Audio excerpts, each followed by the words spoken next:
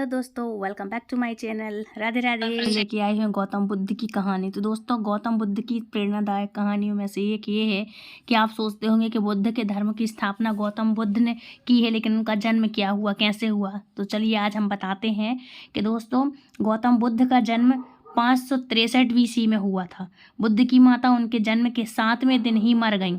तब उनका लालन पालन उनकी बिन माता प्रजापति गौतमी ने किया था। बुद्ध के बचपन का नाम सिद्धार्थ था तथा 16 वर्ष की आयु में उनका विवाह कर दिया गया।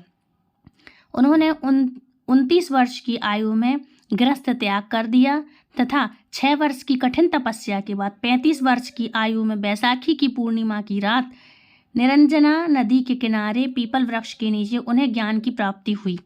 जब वो साधना में लीन थे तब उन्हें वहाँ पर ज्ञान की प्राप्ति हुई।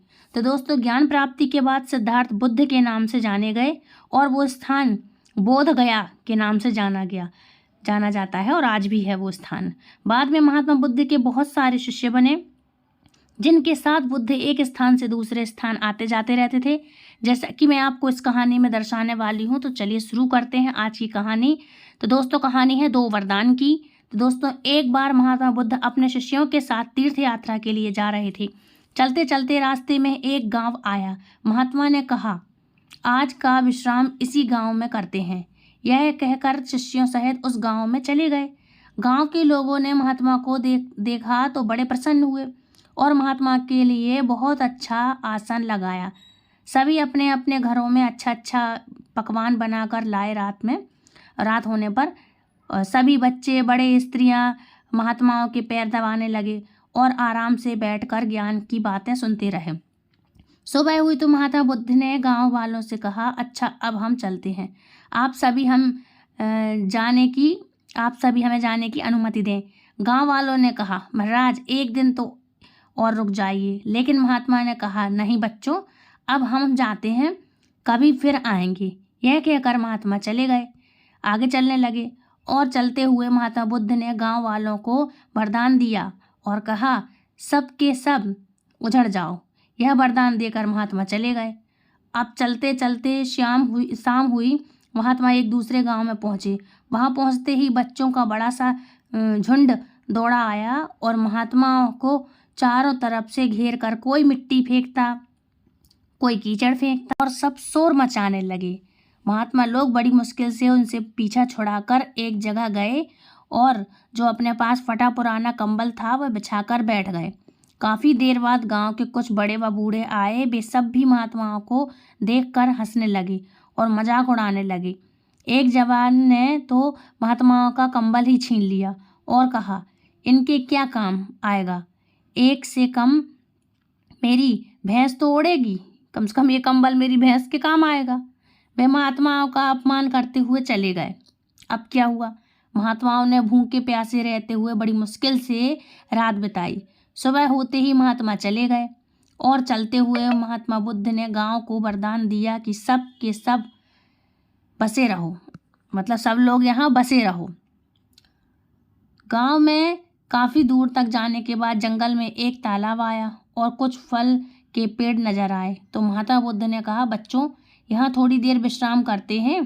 वहाँ महात्मा लोग फल खाते हैं और तालाब का शीतल जल पीते हैं। तब एक शिष्य ने कहा, महात्मा क्षमा करें, हमें एक बात खटक रही है, आप नाराज ना हो तो हम पूछें। महात्मा बुद्ध ने कहा, हाँ बोलो बच्चों, क्या जानना चाहते हो।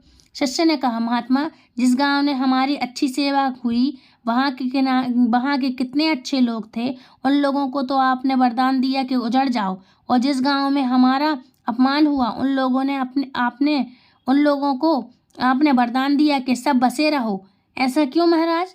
तब महात्मा बोले, देखो बच्चों, पहले गांव में कितने अच्छे विचारों के आदमी थे, वह आदमी उजड़ जाएंगे तो दुनिया के कोने कोने में फैल जाएंगे और जहाँ भी जाएंगे तब सभी अच्छे विचार सिखाएंगे दूसरों को। इसलिए मैंने उनको उजड़ जाने का वरदान दिया। और जो गांव वाले ये मचा के रखा था दूसरों के लिए कि पूछते नहीं थे, खराब लोग थे, वो वहीं बसे रहेंगे और दूसरों तक गंदगी नहीं फैलाएंगे, मतलब अपने विचारों की गंदगी नहीं फैलाएंगे। इसलिए मैंने उनको वरदान दिया कि तुम लोग यहीं बसे रहो। तो दोस्तों महात्मा बुद्ध की ये सीख मिलती है हमें कि अच्छाई करोगे तो आप सब जगह कहीं भी जाओगे वो मोती की खुशबू की तरह है, जो परफ्यूम कहते हैं ना जिसको, खुशबू की तरह है, जो जहाँ भी जाए खुशबू तो वहाँ का वातावरण सुगंधित कर देती है। और बदबू जहाँ भी हो वहीं ठीक, दूसरे निकल जाएंगे लेकिन वहाँ उस जगह नहीं जाते। तो यही सीख मिलती है कि अच्छाई रहती है ना, यदि आप उसको फैलाएंगे, सब चाहते अच्छाई हर जगह हो, लेकिन दूसरी तरफ बुराई होती है, जो बुराई को कोई भी स्वीकार करना नहीं चाहता। कोई भी अच्छा इंसान बुराई के आसपास रहे तो वो परेशान ही होगा, और जो जान लेता है यार ये लोग बुरे लोग हैं तो इंसान दूरी बना के ही रखता है। इसलिए महात्मा बुद्ध ने उन अच्छे लोगों को कहा कि आप लोग जब फैल जाओगे तो चारों तरफ अच्छाई ही फैलाओगे, और बुरे लोग वहीं बसे रहेंगे तो कहीं और जाके दूसरों को परेशान नहीं करेंगे, ना बुराई और करेंगे। नहीं तो वो बुरे लोग फैल जाते सब जगह तो वो हर जगह बुराई ही फैलाते। तो दोस्तों आई होप आपको वीडियो पसंद आई होगी, तो वीडियो पसंद आई तो लाइक शेयर कमेंट करें, चैनल सब्सक्राइब करें, और आई होप आपको आज की कहानी में कुछ समझने मिला होगा। तो मिलती हूँ नेक्स्ट वीडियो में, तब तक के लिए बाय बाय, राधे राधे, हरे कृष्णा।